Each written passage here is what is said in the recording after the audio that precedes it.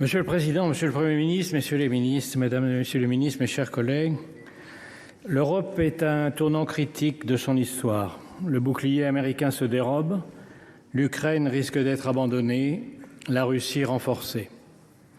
Washington est devenu la cour de Néron, un empereur incendiaire, des courtisans soumis et un bouffon sous kétamine chargé de l'épuration de la fonction publique.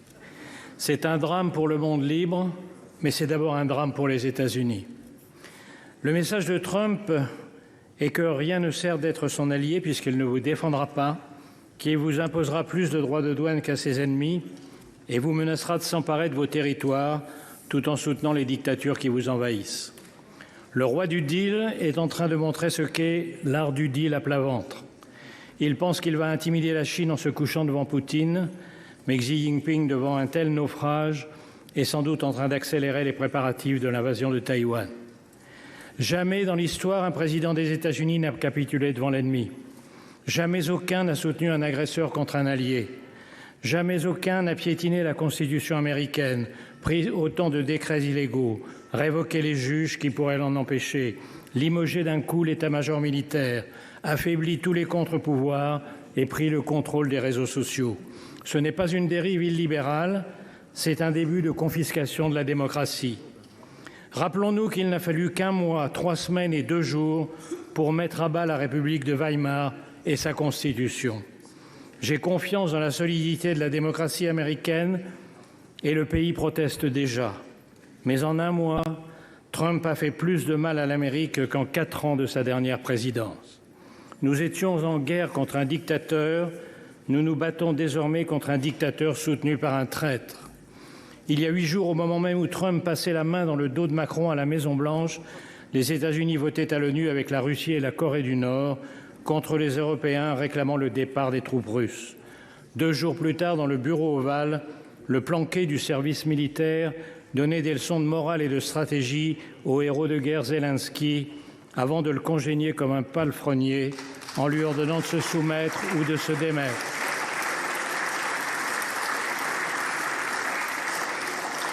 Cette nuit, il a franchi un pas de plus dans l'infamie en stoppant la livraison d'armes pourtant promise.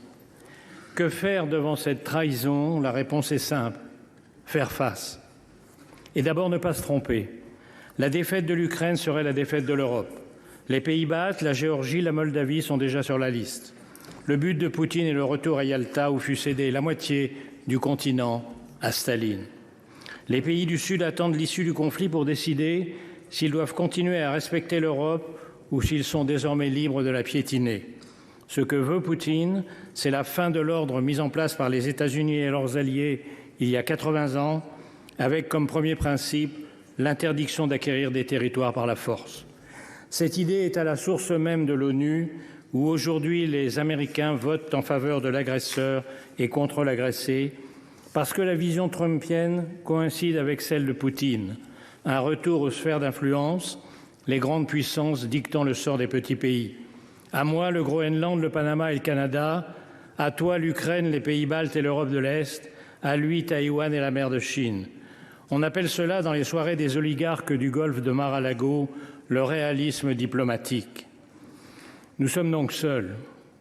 Mais le discours selon lequel on ne peut résister à Poutine est faux. Contrairement à la propagande du Kremlin, la Russie va mal. En 3 ans, la soi-disant 2e armée du monde n'a réussi à grappiller que des miettes d'un pays 3 fois moins peuplé. Les taux d'intérêt à 25%, l'effondrement des réserves de devises et d'or, l'écroulement démographique montrent qu'elle est au bord du gouffre. Le coup de pouce américain à Poutine est la plus grande erreur stratégique jamais commise lors d'une guerre. Le choc est violent, mais il a une vertu.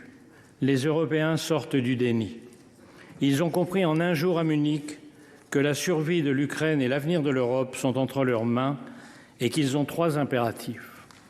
Accélérer l'aide militaire à l'Ukraine pour compenser le lâchage américain, pour qu'elle tienne, et bien sûr pour imposer sa présence et celle de l'Europe dans toute négociation. Cela coûtera cher. Il faudra en terminer avec le tabou de l'utilisation des avoirs russes gelés. Il faudra contourner les complices de Moscou à l'intérieur même de l'Europe par une coalition des seuls pays volontaires, avec bien sûr le Royaume-Uni. En second lieu, exiger que tout accord soit accompagné du retour des enfants kidnappés, des prisonniers et de garanties de sécurité absolue. Après Budapest, la Géorgie et Minsk, nous savons ce que valent les accords avec Poutine.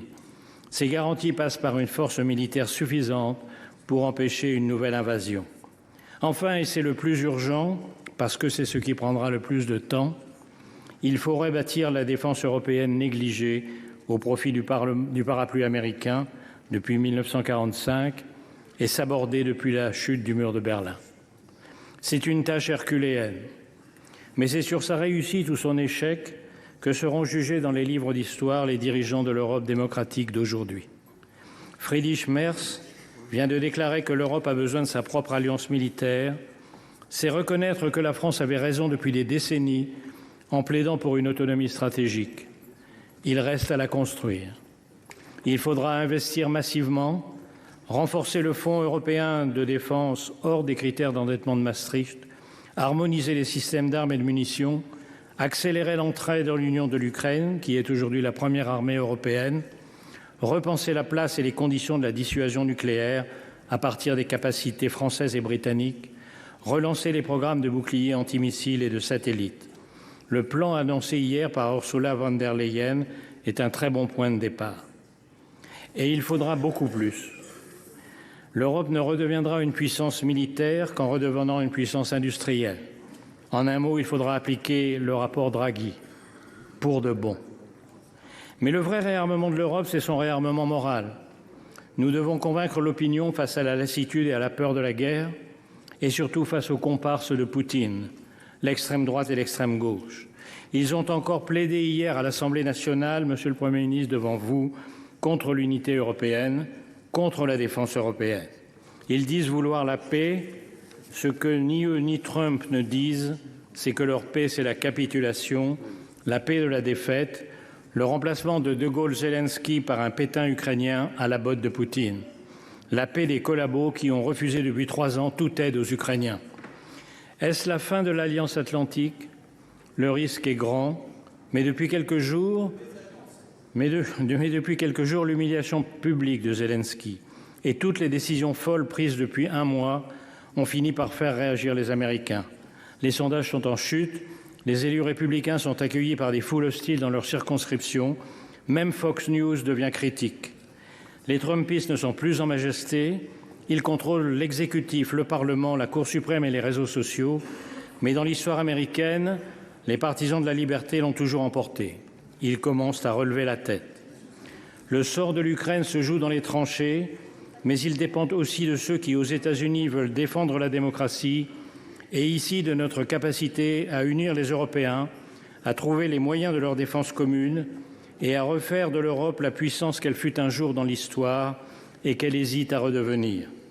Nos parents ont vaincu le fascisme et le communisme au prix de tous les sacrifices. La tâche de notre génération est de vaincre les totalitarismes du XXIe siècle. Vive l'Ukraine libre, vive l'Europe démocratique.